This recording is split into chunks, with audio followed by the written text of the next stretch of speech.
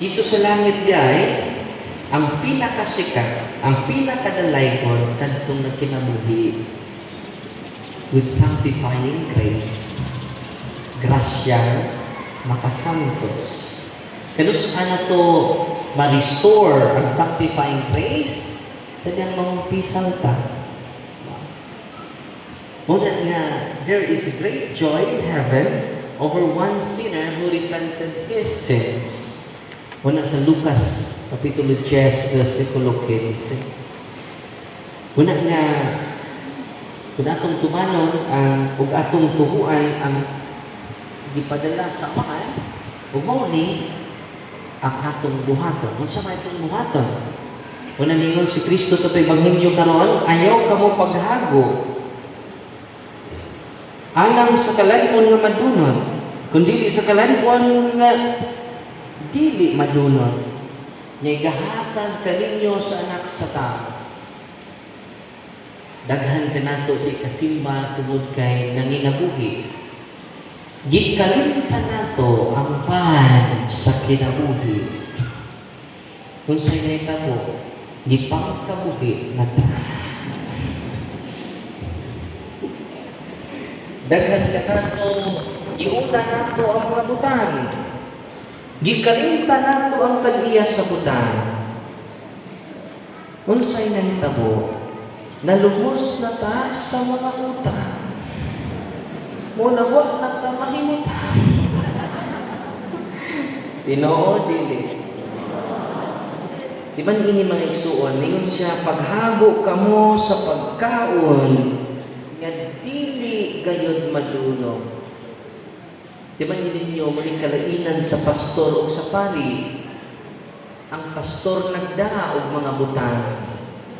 Manto sila sa inyo ha, matod pang bardami. Katong pabunyagan, pagkaan, mag 500 pesos. Oy! O, tagaan o mga bugas. Kung na gani, Pastor, muhatag yung dawata. Ayaw si dawata ilang sayot ng pagtuo. Muna kalainan sa pari o sa pastor. Ang pastor nagdamutan. Pero ang pare, wag kayo dang utang. Muna natin sikat collection na ang plaster, sobre, ang mga solicitation. Ang pare, wag dang utang. Imaw mong das pare, ang tag-iya sa tanang utang. Ang pan na dili madunong, ang pan nga dili malata, ang santos nga Eucharistia. Ibaw mo na itong 750 AD dito sa Lanciano City, Italy. Kini nga mamutabo mo ni pinakadako nga milagro sa santos nga Eucharistia. The greatest miracle. Anong greatest siya? Gi-underwent siya scientific multiple scientific investigation. Sa tanang mga milagros, kini may nag-una sa Lanciano City, Italia. Doon sa kapari, nilikaon niya sa pan gapoy lamig. Inikinom niya sa bino gapoy lamig siya na ibinuangan ng simbahan. Ingon, real Christ, real flesh, real blood. Kao na guspahan, pan gapoy lamig. Inikinom na ko sa bino gapoy lamig. Nagduha-duha among pari. 750 AD. Di na hitabo sa Lanciano City, Italia. Sa kanya na nag-consecrate siya, nag-misa siya. Pag-iwan niya, this is my body. Ang tibuok ostiya nagkadugo na himo unod sa tao. Pagkuha niya sa chalice o pag-consecrate niya, this is my blood. Ang tibuok bino na himong lapas nga dugo. Nahuno ang misa. Wa padayon ang misa. Na siya ang pari. Ug nahitabo ni 750 AD. Usa man kang tuiga ron, 2026. Anda kong milagro may isuon na coincide sa gisulti ni Kristo.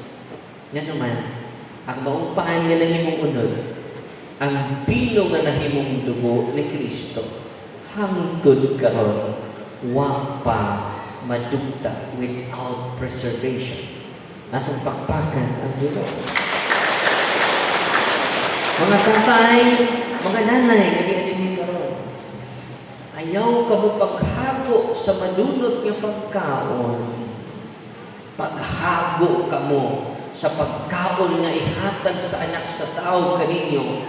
Pagkaon nga dili madunot. Bulahan kayo karong adlaw, karong takna, maangko ninyo, madawat ninyo ang pagkaon nga dili madunot. Nga itong 19, di ba? May tabo ito 750 AD, unya, wa man may padugta. Nga itong 1970 to 1971, usang tuig nilang investigation sa mga scientists. Uban ni Dr. Eduardo Linoli, nikuha silang sample, di wa man padugta, antan na. Labi no? Ulimbawa ito balahibo. Unang kung imong mapalawman ang atong santos nga misa, dili na nimo isakripisyo ang misa sa imong labukonon. Oh, labog. Kung Domingo, klaro kay labukonon. Nung Sabado, di maklaro. Bis kung simbaron kay daghan kong labukonon. Dili na nimo ibaylo ang misa. Kay pagkaon din nga dili madulot. Netong 1970 to 1971, uban ni Dr. Eduardo Linoli, ilang i-investigate ang maong. Nagkuha silang sample sa unod, o ilang diskubrihan, the flesh is real flesh, the blood is real blood of human being. Nausa na itong pagkausap. Nga ordinaryo ramang tumpaan. Ordinaryo ramang tumpino. Pagpamatuod na, kaya na kinibangkilyo na ito karon, tinuod. Dili kawang inyong pag-anhi karon. Lapaw pamos na kadaog og luto karon adlaw. Amen! Nalipay ng rong adlaw.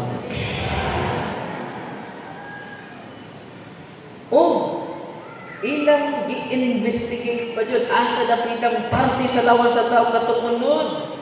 Katong paan nga nahimong unod. Na-shock sila.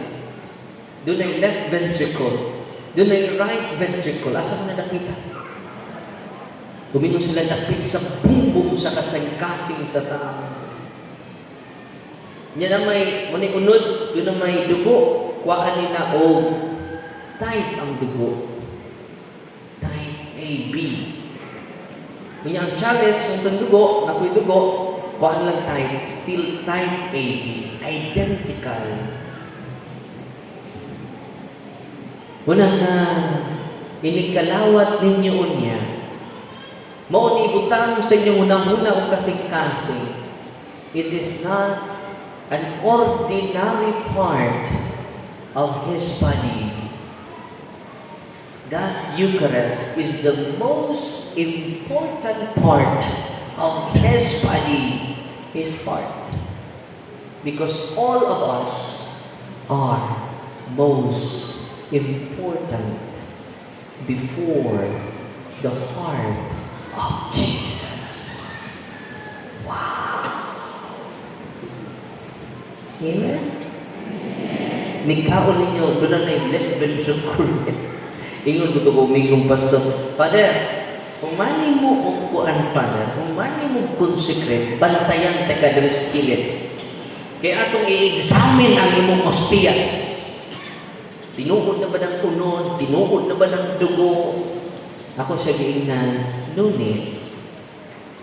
E di sa tanang panahon, giusab ni Kristo ang accidents. Ang giusab ni Kristo, dili sa tanang panahon ng accidents, kundi ang substance. Unsay giusab ni Kristo, ang substance, dili ang accidents. Pero iyang gitugot, tuloy panahon niya yung gitugot, kaya giusab ang accidents. Aron, wa na tay ikabaliban. Unsay nausab di ay sa kada misa na to, substance. Unang gitawag transubstantiation. Unsay tawag na? Ang substance sa bread, ang substance sa pan, nawagtang, napulihan sa substance sa dugo ug unod ni Kristo. Na substance? Wa ma-substance. Balik ko na. Human kapanalangin sa pari ang pan o bino. Nawa ang substance sa pan.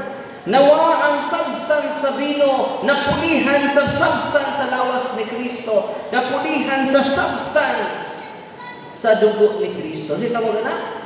Transubstantiation. Na substance? Saruwa ko substance. Dili na ordinaryong pan. Dili na ordinaryong bino. It is a real substance of the body and blood of Christ. Diba mo, dito sa exorcism center, ang mga possessed at na sa likod. Simba sila sa sacristy, kay akong inhatag nila ang body and blood of Christ. Diba mo, pasabot ha, naging body and blood of Christ inyong nalawa. Kumpleto na natin. Ako lang silang special na mudawat sa body and blood para madali kong kaliberate. Diba mo, inig. Tuyok na ko dito, pagkalawat ko nila, magsilinggitay. Yati, kadawin, ipakalawat na po din mo sa dugo ni Kristo. Perting sakita ang lawas, yawa ka, gawin na ka, nayawa, tapos pagdadalawin. Usahay na mag-exercise dito ko sa exorcism room. Magduwa pa yung mga yawa. Okay, payunan ito nagpupuli ang exercise. Oil. Ang tanang oil is aning dagway. Nako, na. Yawa, tsaka yawa. Muna na, dali sila malibrate when we continue and we consistently receive the body of Christ. Hindi na daw din yung pan. Tanang pari. Yan, sampo na, magtana pa rin yun. Ini-consecrate sa pan o bino. Magtana pa rin yun. Symbol ba yan? Ito ba? Ito ba mo? Balik. Ini-consecrate sa pan o bino. Riyan? Symbol. Pastor may ni-consecrate. Hindi naman real. May pastor may ni-consecrate.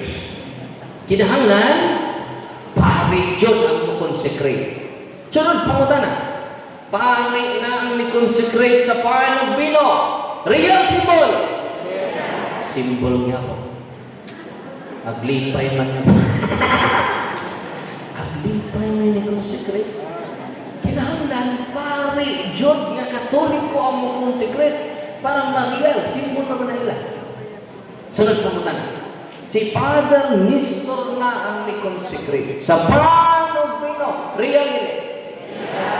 Wala naman ang maningog na mga mga sigurista mo. Real body and blood of Christ. Amen? Muna nga, isakripisyo. Every Sunday, isakripisyo ninyong tanan. Ayaw lang Diyod ang santos ng misa. Si Kristo na ang inyong gianad. Dili pari, dili sa Kristan, ang pan na dili madunod. Pila na kalibo katuig nilabay, 2026 na nakaroon. Hangtod karon, wa madikumpos. Muna na itong 1971, gi-underwent sa scientific investigation. Wa pa jud matagbaw ang mga scientists nitong 1973 World Health Organization uban sa mga scientists tibuok kalibutan nagtutok sa lansyano Italy ug ni-confirm sila sa earlier na investigation. It is real flesh. It is real blood of human being. No? So, munang greatest siya. Gano'n man. Kuan man. Daghang scientist ang ni-investigate. So, kining baong misa na to, dili na biblikal. Doon na po historical event, mga milagro. Dili lang siya historical event, doon na po dyan siya scientifical data. Unang nadaghan kaayong mga dili katoliko, usa na si Paul Alima, nibalik tungod sa Eucharistia, wa na sa ilaha. Amen. Walang maliko na ko mga pinangga mga igsuon ang isulti ni Jesus. Ayaw ka mong paghago alang sa kalanon nga madunot. Kundili sa kalanon nga dili madunot. Kundili sa kalanon nga mulungtad. Ngadto sa kinabuhi nga walay katapusan.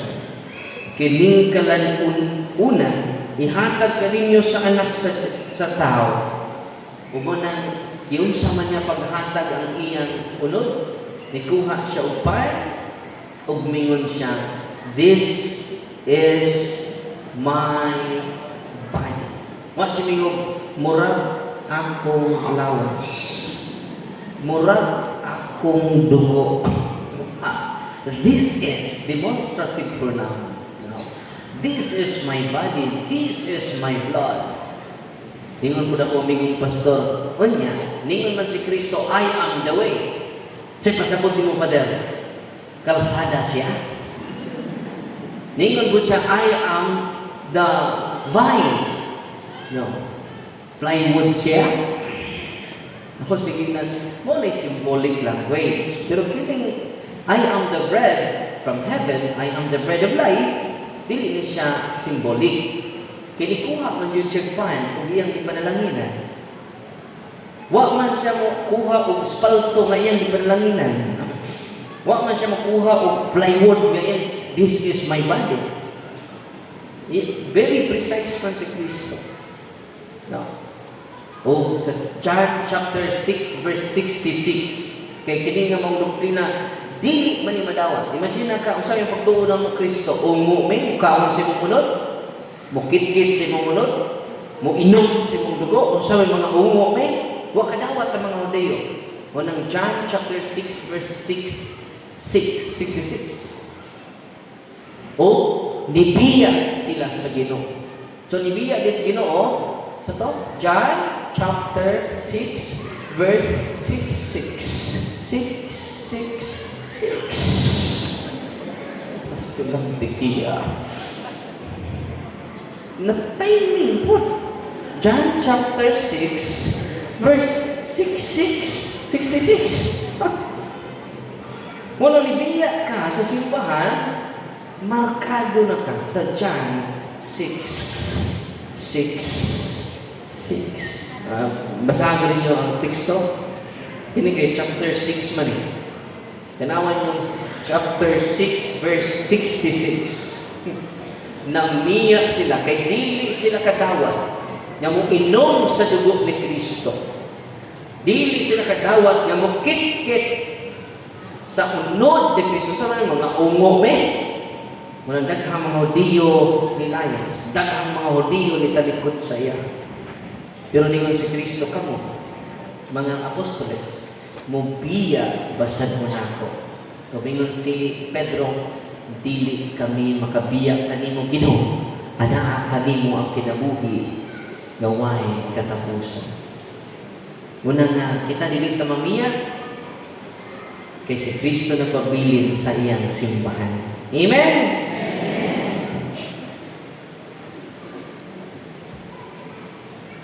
Palihog sa pagtindog.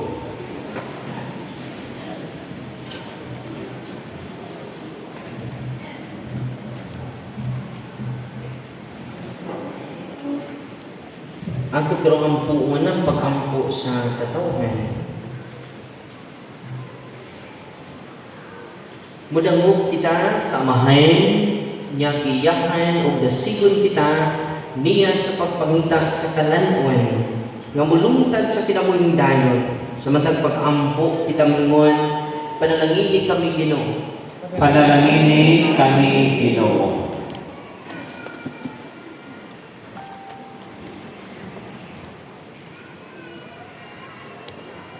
Nga ang simbahan, malaw tayong mag-awhag sa katawan sa Diyos, pagpangita sa kalalong nga magdala sa kinapumtunhay. Mag-apo kita sa Ginoo. Panalangini kami, Ginoo. Nga ang atong gobyerno, maningkamot nga matagan ang katawhan, dili lamang sa yunanon nga kalanon, kundi sa espirituhanon usab. Mag-apo kita sa Ginoo. Panalangini kami, Ginoo.